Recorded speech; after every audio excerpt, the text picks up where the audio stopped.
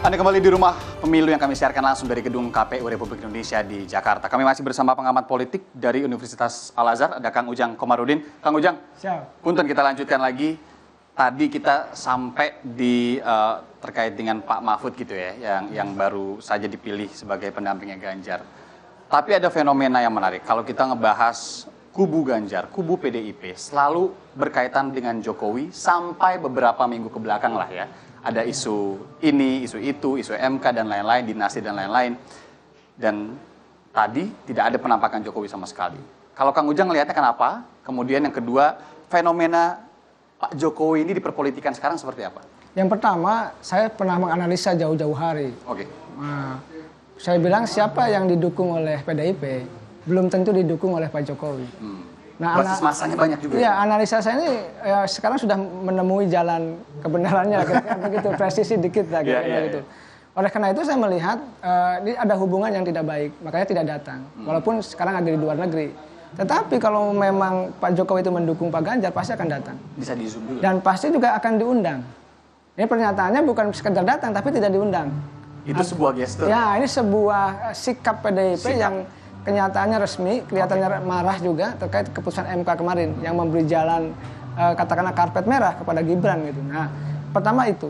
Yang kedua, kalau kita membedah soal Pak Jokowi sebagai presiden, saya katakan dulu, Pak Jokowi ini ingin jadi kingmaker, ingin menjadi penentu.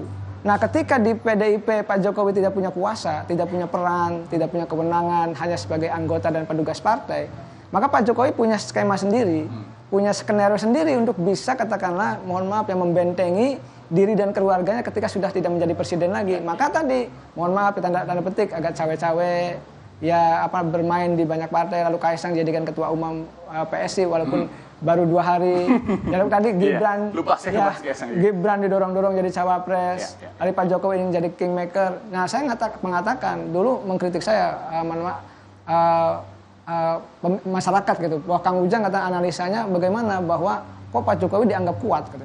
Padahal kan mau selesai. Saya bilang selama kekuasaan itu masih digenggam, maka selama itu presiden masih punya kekuatan untuk bisa memenangkan capres-cawapres tertentu. Apalagi terakhir kalau kita lihat gesturnya gitu ya, hadir di acara Projo yang kemudian ya oke lah kita sebut Projo yang dipimpin Budi Ari, tapi kemudian Projo geser ke Kertanegara mengumumkan. Ya bisa dilihat lah ya secara sedikit kasat gitu ya. Tapi kalau ngebahas, ini yang terakhir nih, belum ada pengumuman deklarasi siapa pendampingnya, Pak Prabowo. Ya.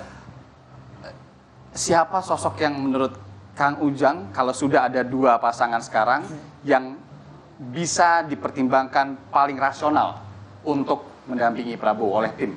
Ya kalau kalkulasi pemenangan, itu yang saya lihat Bu Hovifah sebenarnya, yang cocok. Karena Gubernur Jawa Timur, basis masanya jelas, grassroots-nya NU dan perempuan. Nah, tetapi kalau kita ingin katakanlah Bu Hovifah tidak mau, ya maka ada pilihan lain. Yang kedua ada Pak Erick Thohir. Karena elektabilitasnya cukup kuat di Jawa Timur, kan sudah dirilis oleh berbagai macam lembaga survei. Tetapi ada nama yang baru yang minggu-minggu ini. Serius, siapa kan? Ya Gibran kan muncul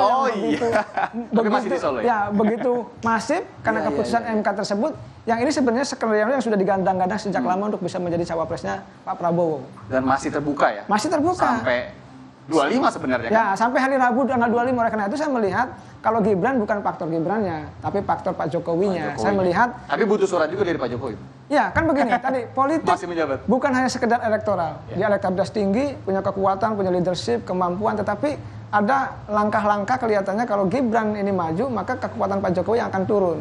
Inilah sebenarnya yang dibutuhkan oleh Pak Prabowo. Nah, Pak Prabowo 2 kali katakanlah kalah di sebagai capres 2014 dan 2019 itu karena faktor non elektoral yang dia tidak miliki. Karena dia selalu berseberangan katakanlah dengan mohon maaf Pak Jokowi yang menjadi presiden. Nah, Pak Prabowo paham itu, maka Gibran ini menjadi sebuah kebutuhan untuk mendapatkan dukungan daripada Pak Jokowi. Menarik. Kita akan tunggu, ini sedikit lagi, besok pendaftaran sudah dibuka. Apakah jam-jam terakhir hari ini malam begitu ya, mungkin saja ya akan dideklarasikan juga calon pendamping wakil presidennya dari Prabowo Subianto yang sudah jadi capres. Kita tunggu. Kang Ujang, tentu ini bukan menjadi perbincangan kita yang terakhir.